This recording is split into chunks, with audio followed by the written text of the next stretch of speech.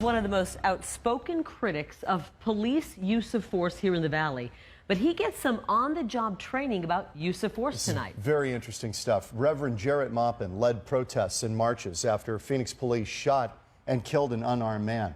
Well, tonight he gets a chance to experience the split-second decisions that police have to make when encountering a suspect. And our Troy Hayden was right along with him tonight getting the training as well. This must have been eye-opening. It was. It was a really interesting experience. You know, we've all watched those protests all over the country after police officers are accused of shooting people who aren't armed.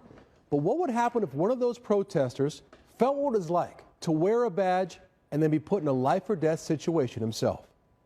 So I'm going to have you put the holster on right inside your belt loop there. Jarrett Maupin gets his weapon. You might recognize him as a high-profile organizer in the minority community. Just last month, he led marches on Phoenix Police headquarters after an officer shot an unarmed man. We want his badge. We want his gun. We want his job. Today, he accepted an invitation to look at things from the other side, agreeing to go through a force-on-force training session with the Maricopa County Sheriff's Office. 3 scenarios where you have to decide to shoot or not shoot. Scenario 1 is a call about a man casing cars in a parking lot. Maupin approaches the man and starts asking questions. What? Where you have your hand in your gun? You're looking for your vehicle. What kind of car do you drive? Where you have your hand in your gun? What kind of car do you drive? This is my car, man. Oh. Maupin, the officer, is shot. It happens that fast. At what time did you think that it was time for you to address the use of force that was given? When he came to the back of the vehicle, okay. and was hiding. You know, I could sense something was wrong. Scenario 2, a call of 2 men fighting. What's going on today, gentlemen? What's wrong with you? What's going on today, gentlemen? What do you want? What's happening here? What's wrong with Back you? up. Huh? What are you doing, man? Hey! Hey, he shouldn't approach me. He shouldn't approach me. He shouldn't approach me. He shouldn't approach me. What happened in there? Yeah. What are you doing? You just shot him? Hey, he rushed me. Tell me why you shot. Well, I've shot because he was within that zone. You know, I felt there was an imminent threat. I didn't necessarily see him armed, but he came clearly to do some harm to the officer, to my person. It's hard to make that call. It shakes you up. Again, an unarmed man was shot. Scenario 3, a call about a possible burglar walking down the street. Maupin gets him on the ground. He's not complying. I need you to keep your hands up, sir. For what? Because I need to check that waistband.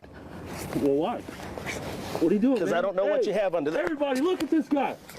What are you doing? No shots fired, but the suspect did have a hidden knife in his waistband. I went through the scenarios too, without seeing what Maupin did. Do you have keys, or do you have anything to show me that? Don't worry about No, I need to talk to you. Come on out over here.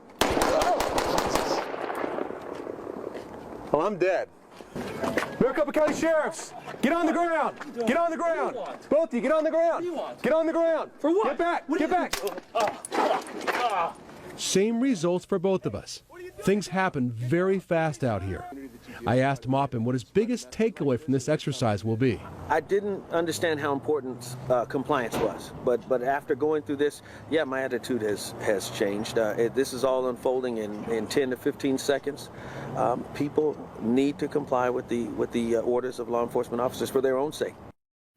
Thanks to the Maricopa County Sheriff's Office for taking us through that today. It was an eye-opener. That's a tremendous admission that Reverend Maupin just made. Right. That you need to comply for your own safety. Right, and he saw it. I mean, he plainly shot a man who was not armed but was coming at him, and he felt, you know, that he was unsafe at that point, that he was coming after him, and he fired. Yeah, and I don't think any officer goes into work thinking, I'm going to shoot and kill somebody today. But No. these interesting, things happen, like the guy coming from behind the SUV, boom, and you're dead. And you are. How 6 shots he got how off. did you feel about those scenarios when you were going through them? Did it change your perspective? Yeah, I've been through one of these before about 4 or 5 years ago, but it just reinforced how fast things happen. And you think at the time, oh, I can think through this and I can figure this all out. No, it's just, boom, it's just there. Yeah. It's that fast. I have a lot of respect for Maupin for going through that. Yeah, I agree. I do too. And agreeing to go through that and seeing it from the other side as well. Do you think it changes the way he approaches these issues going forward? He says he's going to go out into the community and say what he said at the very end there. You have to comply with what police officers tell you. Let everything sort out at the end,